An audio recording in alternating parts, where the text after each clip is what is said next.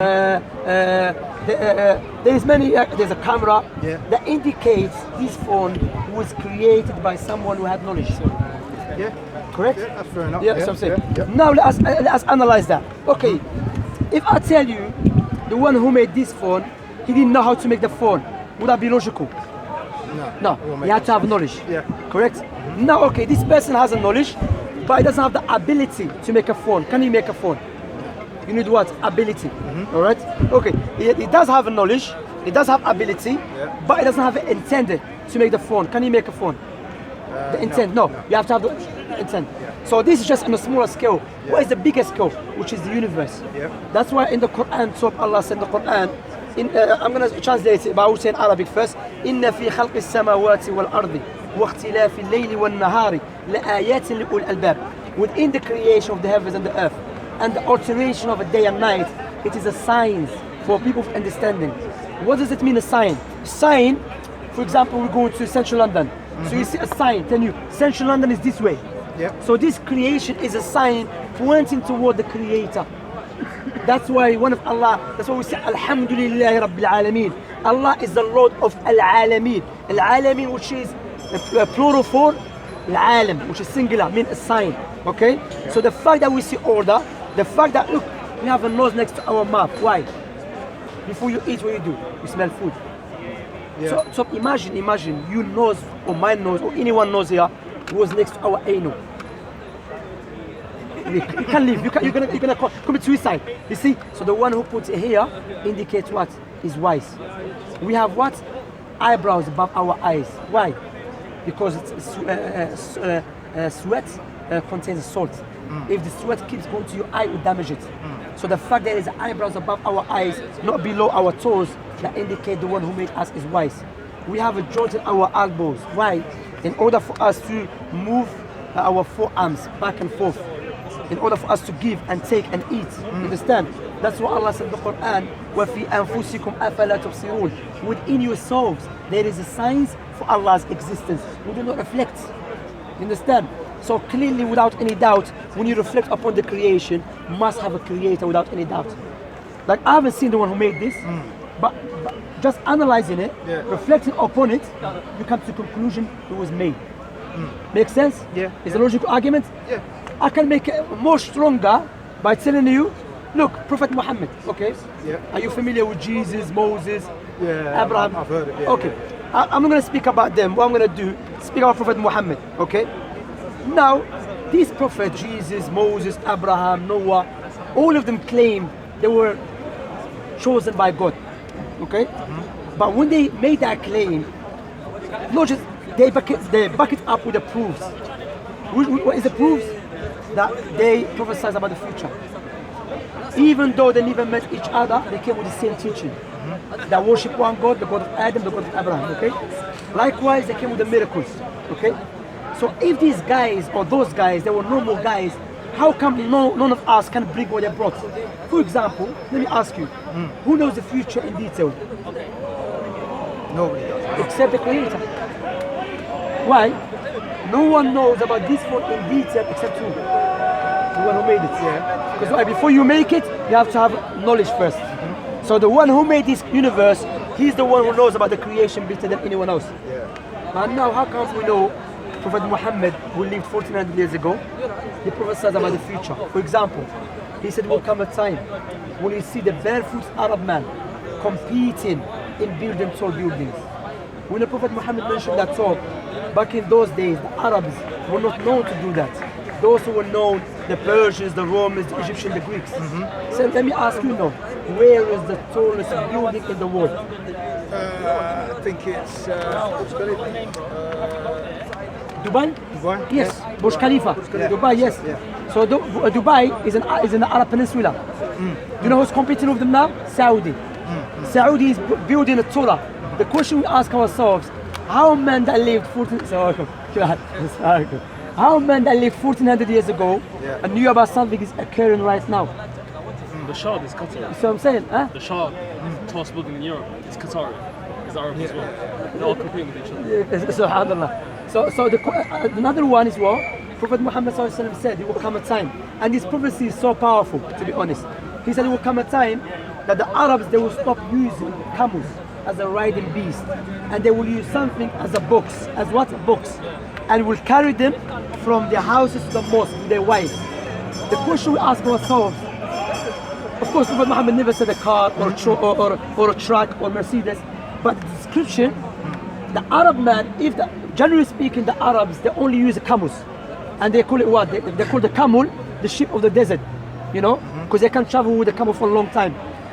Now we know that in the Arab world, Emirates, Qatar, Kuwait, Saudi, do not use camels anymore. Mainly they use what? Cars. So let us go back. Man that lived 1400 years ago, claimed to be prophets of God. Where did he get this information from? You know where? As Allah said in the Quran, Muhammad does not speak from his own desires. He speaks from the revelation. Yeah, he speaks from the revelation. Whatever God told him will happen. Another one, I will give you, because why you have to understand, Tapia, we as a Muslims, we don't believe Islam is a truth because we're just born Muslims. No, because we have a tangible proofs that God gave it to the Prophet Muhammad that we can share with everyone.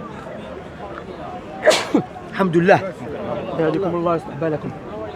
That we can share with everyone to come to conclusion Prophet Muhammad must be true prophet.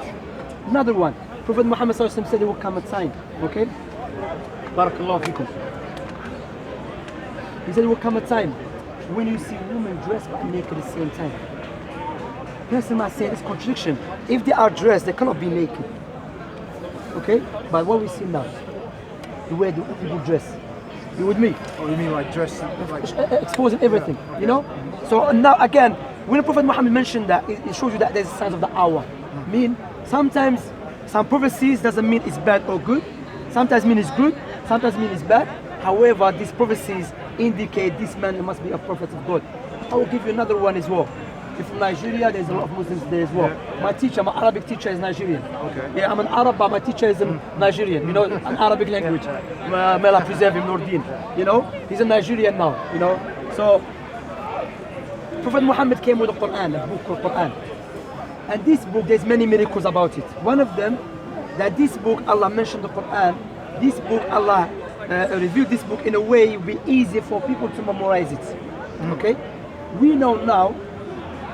Well, let me ask you this question, because I want you to interact with me. Yeah, sure. Is there any book, you know, any book the size of the Quran, like fiqh like that, it has been memorized by 100 million of people who doesn't speak the language of the book? Let me make it clear to you. Imagine all of us here memorize the book in Chinese, but we don't speak Chinese. Doesn't make any sense. The only book is the Quran. That's why the Quran, the way Allah preserved the Quran, Allah said, بَلْ هُوَ آيَاتٌ بَيِّنَاتٌ فِي صُدُورِ الَّذِينَ أُوتُوا الْعِلْمَ. Quran, it has been preserved and it's distinct verses within the breast of those who have been given knowledge. That's why the Quran, since the time of Prophet Muhammad, it's been memorized by hundreds of people, thousands of people, millions of people. And what is amazing about the Quran, that sometimes you go to Africa, you go to Asia, you come to Europe, to America. 5 years old, he knows Quran word by word, letter by letter. But if you speak to him in Arabic language, he doesn't know Arabic language. Maybe even if he speaks Arabic language, he will make mistakes in the pronunciation or in the grammar. But when he reads the Quran, he reads it perfectly. It's like me, to make it clear, give me an example. I like to give examples. That is the way of the Quran, because examples makes everything clearer, correct? Yes. It's like basically, imagine you bring me a book, Shakespeare's poems, and I start reading it perfectly. Pronunciation perfectly, grammar perfectly. Then you bring me English dictionary, reading it perfectly. So you think, Shamsi, you're a proper Englishman, you know? And then when you start having a normal conversation with me, I say, me no coming, me no tomorrow. Say, no, you take it and make. You know how to speak English. You see, because you just read Shakespeare's poem perfectly, English dictionary perfectly. Now you start telling me no coming, no tomorrow. You understand? So the Quran, when the people recite it perfectly, do you know why? Because the Quran is the word of Allah. As for when they speak a normal Arabic language, is the human language. And again, how come this book, if this book was written by just normal human being, where did he get that information that this book, many people will memorize it? That is the knowledge of the one who made the creation. What do you think what I said so far to you? Does it make sense? Yeah, I mean, he's obviously Muhammad Very, very intelligent guy. Very, So must be very smart. without any Must doubt. be very powerful. Because to be able to convince a lot of people in the world that what his message is from God. Yeah. He must be a very powerful person. Very You know what? charismatic. Yes. To You be know able what? to move people, to be able to convince. Yeah. Especially Especially the people he came to, because people he Yeah. came to, they used to bury their daughters alive. They used to believe if you have a daughter, that is it's like shame. So they used to bury them alive. And he came. He came to people. They used to wage a war for 40 years because of camel. He came and he changed them completely to start loving one another like as their brothers. You know why? Not because he was a smart man. Of course, Muslim was a smart man, because he was a prophet of God, and no one can change people's hearts, regardless how smart you are, how eloquent you are, to change people the way Prophet Muhammad changed the people. It was so powerful. There's no empire spread the way Islamic spread. All the way, in a small period, from Mecca all the way to China, to Africa, to Paris, hundreds of people accepted Islam. Not any people, as Ibn one of the Muslim scholars said, Ibn Qayyim, may Allah have mercy upon him, said not any people, intelligent people, smart people, doctors and everything. Why? Because they knew what this man came with is the truth. You understand? So we spoke about two things here. One thing, one that, look, this creation must have a creator, without any doubt. It's a logical argument which we cannot escape. You with me? I mean, everything you said about order, about the fact that everything looks like there's a creator. I mean, I agree. I mean, everything looks in a way that you can. It looks like that. But also, it does. But also, there's a lot of randomness as well that is also there in the world, and if you look at it, it's hard to discount that. Randomness in what way? Because sometimes maybe you think it's randomness, but it's not. Follows order. It follows order. For example, look. Imagine now I get the bottle, yeah. I'm just gonna throw the bottle like that. There is an order that this bottle will follow, regardless which, no way this bottle is gonna turn to elephants. There's not gonna happen. You see what I'm saying? There is order regardless, but because we think it's been, for example, me throwing the bottle up in the sky, then it's coming down to different place, or it's coming down in different place. It's not. It's still following an order. So the randomness I'm talking about is like I could walk towards Marble Arch Station. Because I want to go home. And I'm on my way, I meet a friend. I start talking to the friend. I'm talking to the friend, and then the girl walks past. I like her, and we start talking. We get married. We have 4 kids. We don't want to do that, bro. No, but it happens. It happens, though, right? No, that is not. Go on, sorry. So what I'm saying is, if I didn't meet my friend on the way to Marble Arch Station, I would never have had 4 kids, and there would not be 4 human beings, new human beings, born in the world because I met my friend. But this, this has been. Is that planned? Yeah, it's planned. Does God? Planets, Had he planned that? Yeah, because Allah mentioned that in the Quran. So if he plans that, that means everything is planned. Which means if I'm not born, he knows I'm going to be born on this day. He knows what I'm going to do for the rest of my life. Every action, every turn. Every single moment of the day. Yes, correct. And he knows where I'm going to end up. Hellfire. Why does he bring me into existence? Okay, so now you're talking about randomness. That is not randomness, that is a plan.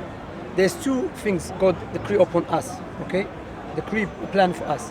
One, which you have no choice over. For example, walk in the streets, then you feel sick. You have no control over it. But likewise, God gave us a free will. For example, now, imagine you walk in and someone comes to say, don't go this way.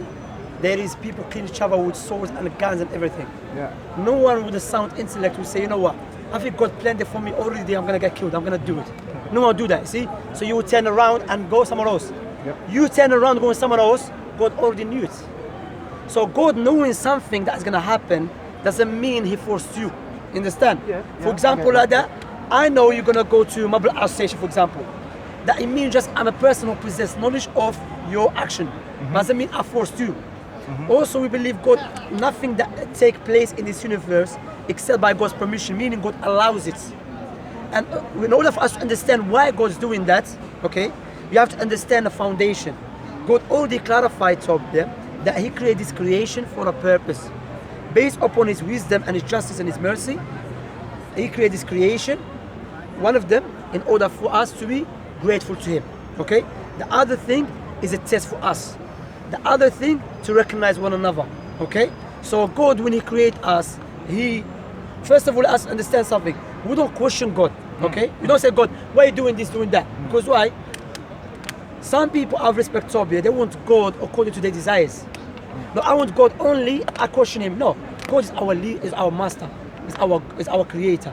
However, there is some issues which we can understand. For example, the God planning thing for us does not mean He's forcing us. You with me? Likewise, when God creates us, He knows what will happen to you and what will happen to me, but we don't know. So God is putting you on the earth because what God could have done, create you like this and like that as well. Say you go to hellfire, you go to paradise, and you say, I can't remember nothing, stuff like that. So this life, it will be, as Allah said in the Quran, our own limbs will be speaking against ourselves. Some people just try to deny, disbelieve in God, or doing crimes. God is all powerful. He will make your own limbs witness against you. So you go into meet someone outside the train station, all of that is a plan from God without any doubt, meaning Allah decreed it that will happen to you. But now when you see the woman, so it was up to you to get married to her or reject it. You understand? You with me? So God gave us a free will. That's why Allah said in the Quran, وَمَا رَبُّكَ بِضَلَّامِ الْعَبِيدِ. Your Lord does not oppress His servants. Yeah, but He knew that I was going to marry this woman. Yeah, but He gave you free will for you to make the choice.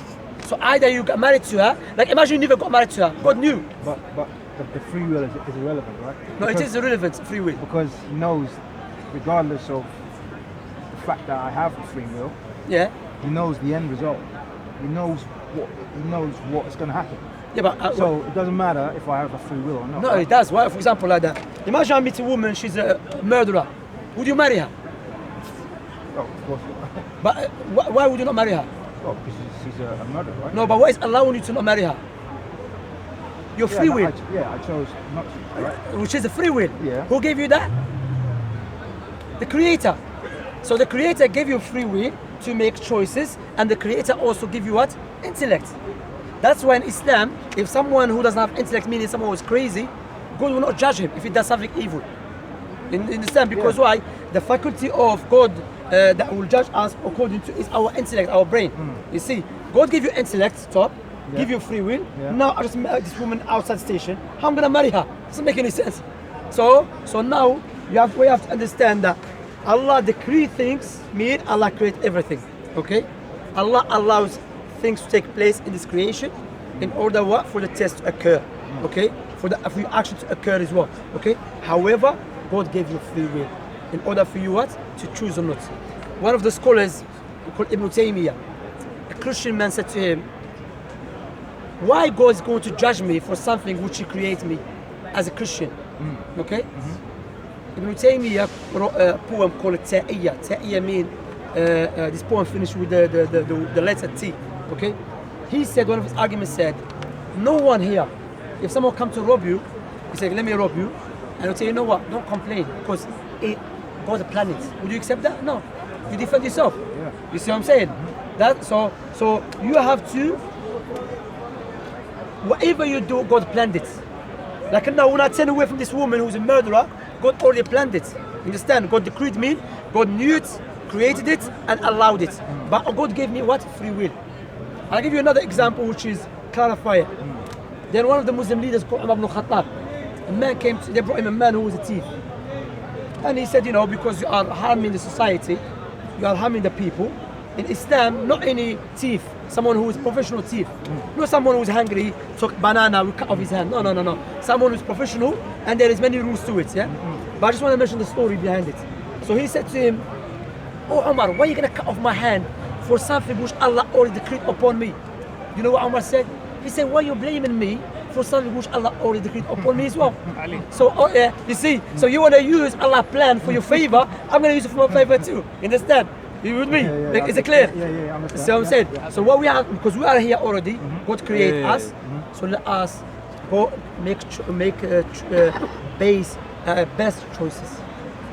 Look, I'll make it clear to you, to show you that you are very rich. I'm gonna show you. Imagine I said, Tab, I'm having a very nice conversation with you. I really like you. You're a good man.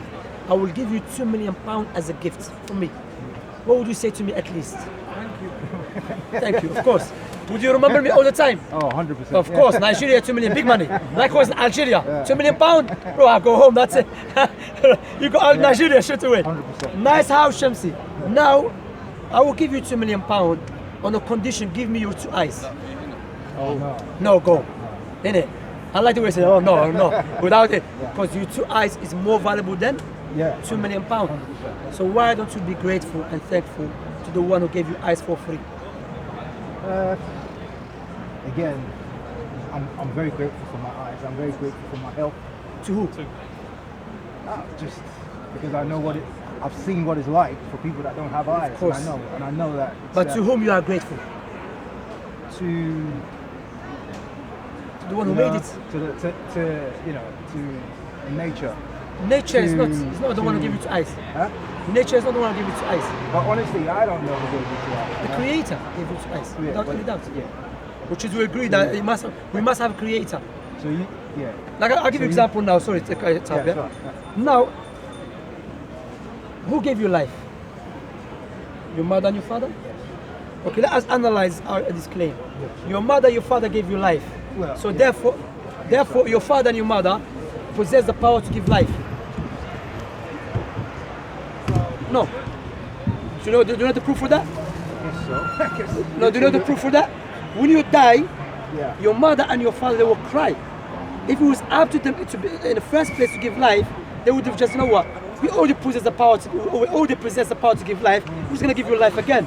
To show your father and your mother just a means. It's like me going to the switch and turning it on, and the light comes on. I'm not the one who created the electricity. I'm just a means to turn the lights on. So the question, who created the electricity and the wires and everything? Not me. I'm just a means. Likewise, your father and your mother are just a means to bring you to existence. But there's someone out there who give a life. Yeah, possibly. Like I said, I'm an agnostic. I'm I can't say that it doesn't. A God does not exist. Yeah, I understand that. Because it means it's a belief. It's a belief, of course. Yeah. It's impossible. But it makes sense. There's a creator. It makes sense when you look around Without any that doubt. there is, an intelligence Designer. behind. Yeah, without any doubt. But like I said to you, there's a lot of noise and randomness as well. Well, we'll explain to you this one. That sometimes. Tap. But let me help you with this. Yeah, the way to explain to you this, in order for you to understand. Look, we cannot comprehend everything in the universe. Okay. Yeah, 100%. But okay. So, for example, doesn't mean because we cannot understand something, therefore that negates or somehow go against the existence of the Creator. I'll give you an example to make it clear to you. Imagine you and I, we see someone from far away cutting off someone's forearm. What are you gonna say? This man must be crazy. Yeah. He's a barbaric man. He's a mental man. Yeah. Okay. So what we're doing, you and I, we are judging this person's action from outside, correct? From far away. Yeah. When we get closer to him, say, oh, barbaric man, oh, crazy man. Why are you cutting the person's forearm? Say, no, hold on, you two. I'm a doctor. He has a deadly disease in his forearm. If I leave the disease go to his body, will cause him to die. So I'm saving his life. What is he now? Good man. So from outside, we misjudge. Understand? So what I'm saying that doesn't mean because there's certain things occur in the universe, therefore go against God's existence. Mainly it means that we cannot comprehend everything. And no way for us to comprehend everything because that is God, the one who knows everything. You understand? Does it make sense? That makes sense. That's what I'm saying. makes sense. So Yeah, what we work with top, that clearly this universe must have a creator. You see what I'm saying?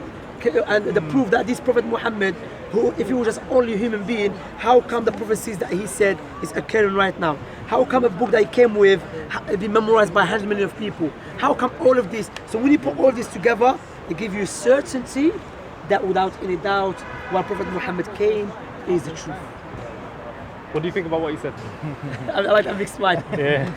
I still think that, yeah, I mean, a lot of stuff you're saying makes a lot of sense. Yeah.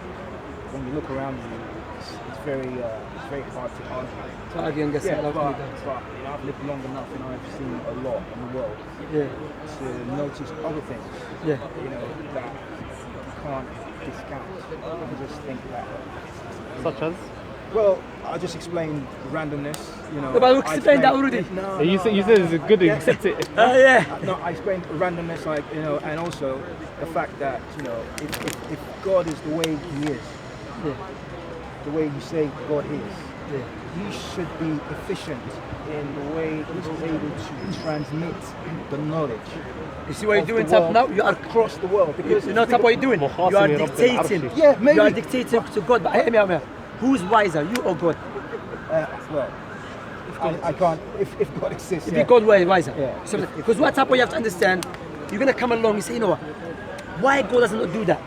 Another person will come and say, no, I think God should do that. Another person will come and say, no, God should do that. So God become what? Voting team. Now we have to vote what God should do.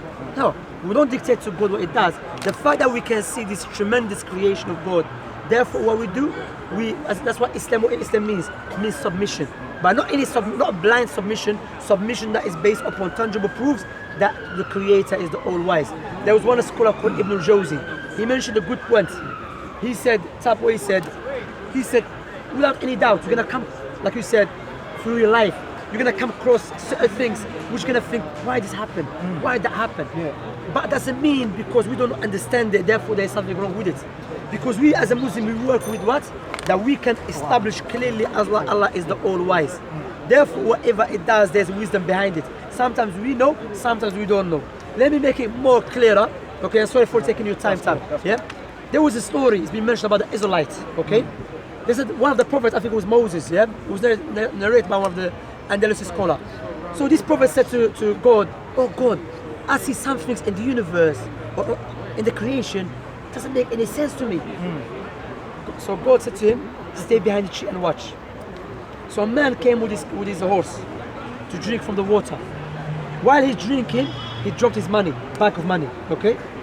So he walks off, a young boy came after, straight away after. So he was drinking from the water and he found the bag of money and he took the money and he left. Then after that young boy, an old man came who was a blind man. He drank from the water. The first man with the horse, he remembered he dropped the money. So when he came back, he found who? The old man, the blind man. He said, where is my money? The blind said, I'm a blind, I can't find it. He said, no, give me my money. He said, I don't know it. He pulled out the sword and he cut off his head. Wow. So, blind man's the blind man. Wow. So the one who never took money is being killed. The one who took money walks free. So this prophet, he said, oh God, I'm more confused now. The one who should not be killed is being killed.